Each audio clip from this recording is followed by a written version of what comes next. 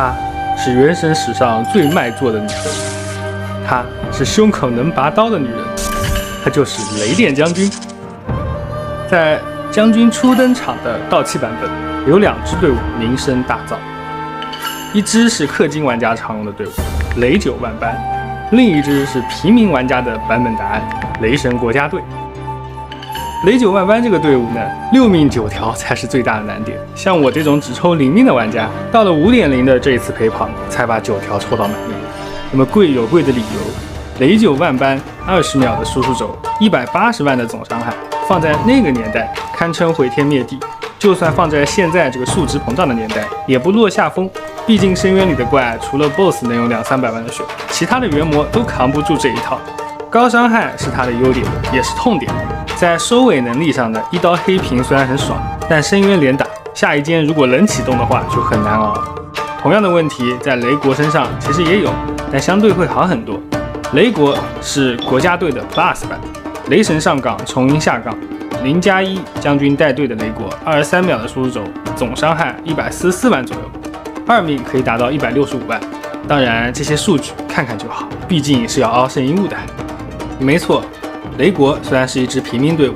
但是养成成本是一大痛点。队伍中有雷神、行球、香菱3个输出位，对于圣遗物的品质和数量的需求十分巨大。在绝缘套还不能合成的年代，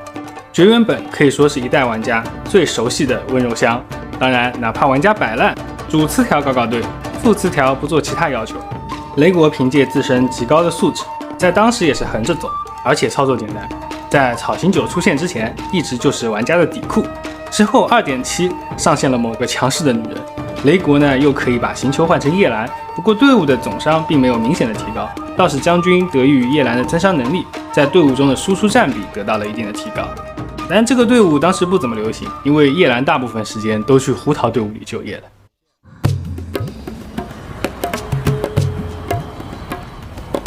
那时间来到了 3.0， 草元素出现的时候还没有那么强大，不如灵华不如将军的声音在社区里此起彼伏。但众人不知道的是，种子之神在 3.2 之后即将福泽大地。随着草型9于种子中诞生，一时间种门风光无限，无人不知无人不晓。种子之神爱人，平等地对待每一位玩家，上到氪老，下到摆烂，只要归一便有笑颜。尽管当时一些声音极力地区分赛道，宣称种门只是下限高，上限还得看直伤，但是历史的车轮滚滚而来，97人从爱搭不理变成了高攀不起，雷国的雇员行秋也开始频繁的翘班，更多动的原模、几模型的原模、针对班尼特的原模陆续出现，雷神在上个版本炙手可热的队伍开始逐渐分崩离析。就在此时，雷电将军看见一片焦土，一株破土而生的新蕊，他迎着朝阳绽放，向他低语呢喃：来吧，加入光荣的进化吧，抛开那些世俗的偏见，变化亦是你追求的永恒。脱下绝缘这身厚重的盔甲，放下剃刀和鱼叉，已经通知你，众门啊，我已归来。不解风情。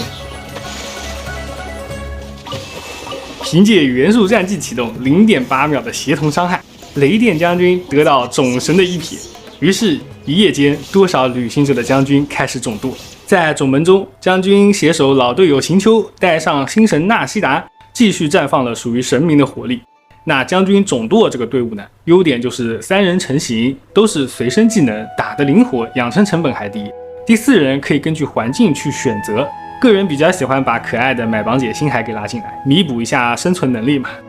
而根据玩家的干度不同，能刷圣遗物的玩家还可以考虑激化绽放2手抓2手印。而最大的缺点呢，就是队友的伤害如果打在盾上不出伤，就无法触发将军的协同，那么在触发种子上会有一些烦恼。但总体来说，这个队伍应该是将军的所有配对当中成本低、效果好、性价比最高的一个队伍。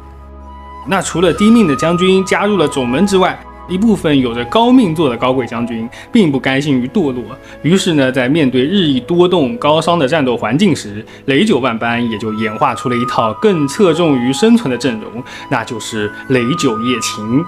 这就为日后枫丹之神弗妮娜的加入埋下了伏笔。那么来到4.2，原神增伤天花板弗宁娜的上线呢，各种队伍都想着把这个香饽饽给招募进来。于是雷九夜晴在踢掉了将军的迷妹9条之后，正式升级为了影夜福琴。4人在技能机制上的搭配相得益彰，将军给其他3位大招启动的角色提供了充能，而福福和叶兰又将自己的增伤反哺给将军，琴则提供了减抗和队伍中最为重要的回血。一时间这个队伍也是风光无二。只不过这个队伍打出的伤害和他的金数不怎么匹配，在计较性价比的风评中被人称为上打不过雷九，下不如雷国，优势主要在于舒适度。那紧接着来到了4.3，超载神斧夏沃蕾的出现，雷九这支队伍又演化出了泪就下班这样一支名字特别丧，但对单伤害表现不俗的队伍。